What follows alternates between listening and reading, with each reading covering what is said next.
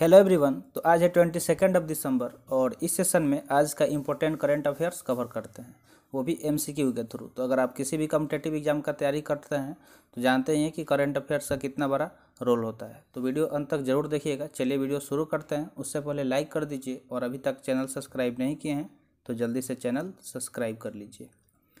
यह हमारा social media है, इसका लिंक आपको डिस्क्रिप्शन बॉक्स में मिल जाएगा, तो आप जाके जल्दी से ज्वाइन कर लीजिए क्योंकि सेशन का पीडीएफ वगैरह यहीं पे प्रोवाइड किया जाता है। और डेली सुबह में द हिंदू का वोकैब्स का सेशन होता है, तो उसे भी ज़रूर देखा कीजिए क्योंकि वोकैब्स काफ़ी ज़्यादा इंपॉर्टेंट रोल प्ले करता है किसी भी कॉम्पिटेटिव एग्जाम में।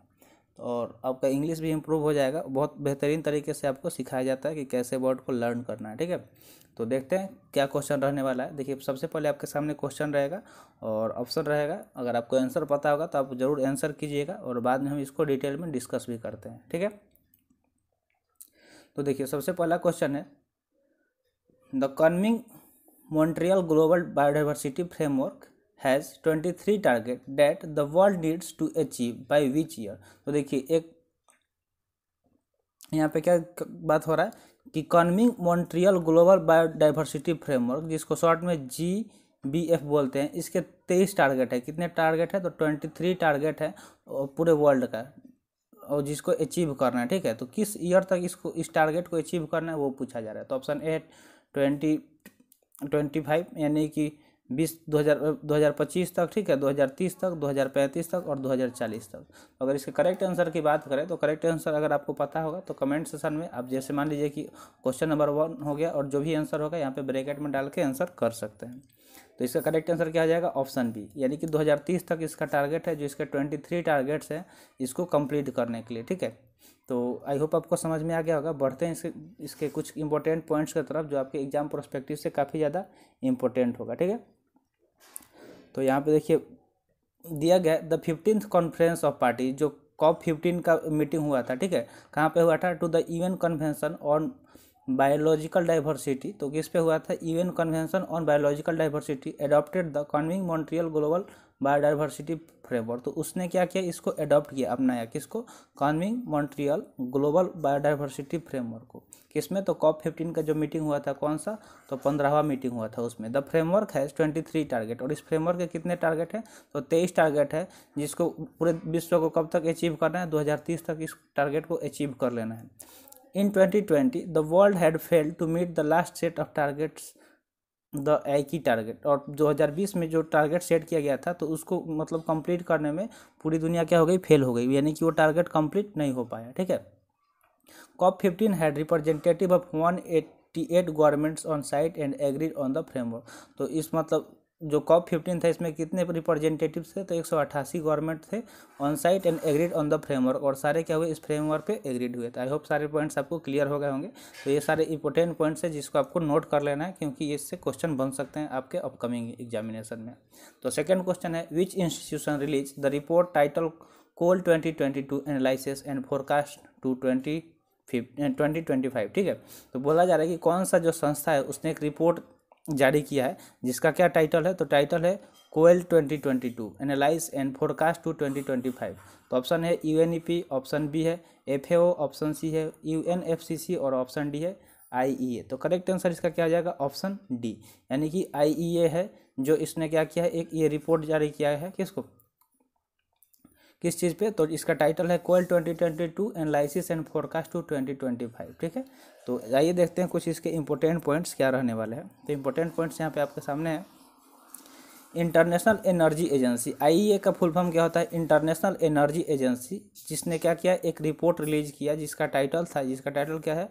कोयल 2022 एनालिसिस एंड फोरकास्ट टू 2025। तो ये टाइटल आपको याद रखना है। और किसके द्वारा रिलीज किया गया है? तो IEA द्वारा रिलीज किया गया है, ये आपको ध्यान में रखना है। एज पर द रिपोर्ट, इस रिपोर्ट के अनुसार बताया गया कि जो ग्लोबल कोल डिमांड है उसको सेट किया जाएगा इंक्रीज करने के, is set to increase to an all time high in 2022। तो 2022 में सबसे ज़्यादा इसके डिमांड को क्या किया गया? हाई देखा गया है। ठीक है, mainly driven by coal power growth in India. तो जो कोयल पावर ग्रोथ है उसके द्वारा ड्राइवन किया जाएगा भारत में। The European Union and to a smaller extent by China. तो कहाँ कहाँ पे? भारत, जो यूरोपियन यूनियन है या और फिर चाइना, यहाँ पे इसको क्या होगा? एक्सटेंशन देखा जाएगा। The largest increase in coal burn are forecast for China, India and Southeast Asia. The global coal use is said to rise by 1.2% in 2022, surpassing 8 billion turns in a single year for the first time. तो सबसे मतलब पहली बार ऐसा होगा कि किसको पास कर लेगा, 8 बिलियन टन जो इसका यूज है उसको ये क्रॉस करने वाला है। ठीक है, तो ये सारे इंपॉर्टेंट पॉइंट है।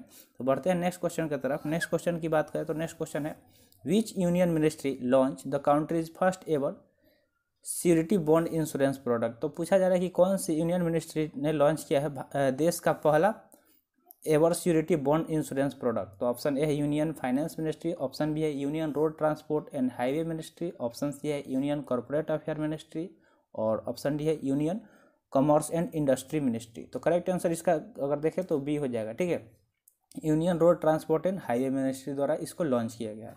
तो देखते हैं ये क्या है, आखिर इसका क्या इंपॉर्टेंट पॉइंट है। तो आप जानते हैं कि जो union road transport and highway ministry हैं तो कौन है, नितिन गडकरी जी। कौन है, नितिन गडकरी जी। ठीक है, नितिन गडकरी जी कौन है, union road transport and highway ministry हैं, जिन्होंने क्या किया है, लॉन्च किया है देश का पहला first ever surely bond insurance product. क्या, first ever surety bond insurance product को लॉन्च किया गया किसके द्वारा, तो माननीय नितिन गडकरी के द्वारा। Unlike a bank guarantee the surety bond insurance does not require large collateral form and contractor consulting in freeing of fund for the contractor which they can utilise for the growth for the business. तो ये सारे important point थे।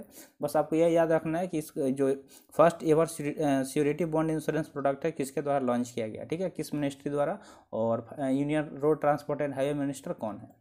Next question की बात करें तो next question दिया गया which country has launch group of friends to promote accountability for crime against peacekeeper.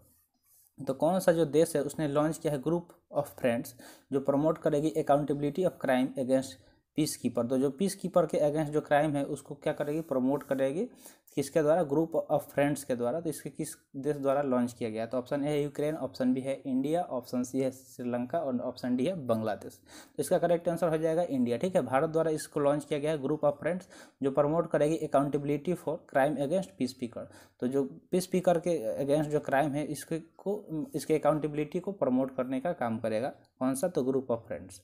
तो देखिए India has recently launch a group of friends to promote accountability for crime against peacekeeper during its current presidency of the UN security council. External affairs minister कौन है, आप तो जानते ही होंगे, काफ़ी ज़्यादा आजकल न्यूज़ में रह रहे हैं, एस जयशंकर, जिन्होंने अनाउंस किया है कहाँ पे, न्यू दिल्ली में। Will soon have a database that will record all crime against the piece keeper. तो जितने भी क्राइम है किसके अगेंस्ट, तो पीस कीपर के अगेंस्ट, उसको बहुत जल्द क्या किया जाएगा, डेटाबेस किया जाएगा।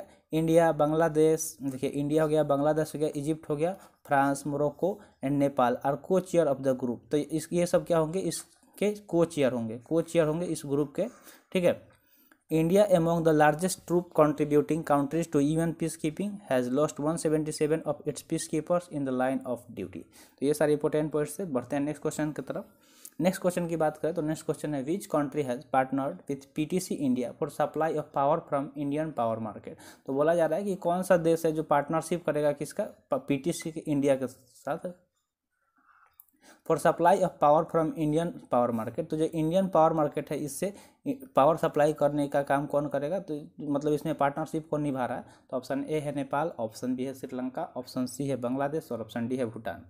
तो देखते हैं करेक्ट आंसर, तो क्या हो जाएगा, करेक्ट आंसर डी हो जाएगा। ठीक है, भूटान पार्टनरशिप करेगा। तो देखते हैं यहाँ पे पॉइंट क्या क्या रहने वाला है। तो देखिए Bhutan thought drug green power corporation, Bhutan through, देखिए जो भूटान है वो क्या करेगी, यहाँ पे थ्रू दिया गया ड्रग ग्रीन पावर कॉरपोरेशन, ठीक है, has entered into an agreement with PTC India. तो ये क्या कर रही है, इसके साथ एक एग्रीमेंट कर रही है, किसके साथ, पीटीसी इंडिया के साथ, जो क्या करेगी, परचेज करेगी पावर यानी कि जो पावर होता है सप्लाई वाला, उसको परचेज करेगी कहाँ से, इंडियन पावर मार्केट से, जो भारत का पावर मार्केट है वहाँ से, to meet its power requirement during the dry winter season. तो जो ड्राई विंटर सीजन होता है उसके दौरान जो भी पावर रिक्वायरमेंट है उसको ये क्या करेगी, फुलफिल करेगी। With all approvals Bhutan will now start procuring up to 600 megawatt.